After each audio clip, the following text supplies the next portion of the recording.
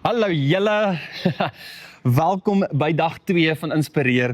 Nou ek wil net sê, ek hardloop graag. Ek is 'n drawer en ek geniet maratonne, ek gaan hardloop in die oggende, ek hou van hardloop.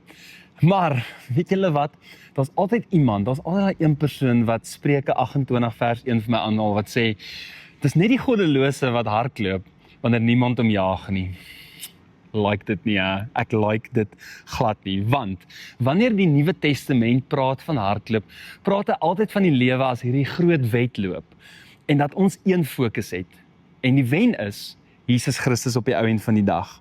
En ek hou van wat Paulus skryf in 1 Korintiërs 9 vers 24, juis oor hardloop. Hy sê dit, hy sê, julle weet dat al hardloop 'n klomp mense in 'n resies, daar net een wenner kan wees. Moenie die spel van die lewe speel met die doel om tweede te kom nie, leef jou lewe om te wen. Nou, as jy gaan draf in 'n wedloop, dan vergeet jy van al hierdie ander dinge in jou lewe, al die ander mense om jou, en jy fokus op die wen. Dis wat jy doen. Dis hoekom jy oefen. Dis hoekom jy die wedloop deelneem. Is om op die ou end van die dag daai doel te bereik. En Jesus sê dat Christene se lewens is 'n wedloop en hy is die doel. Om hom te kry is die wen.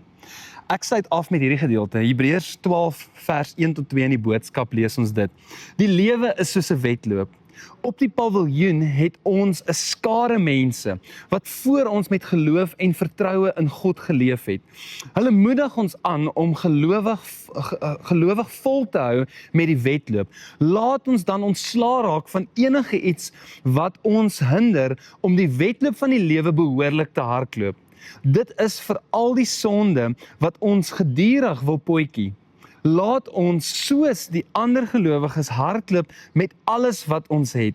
Laat ons maar net die wedloop hardloop deur op Jesus te konsentreer.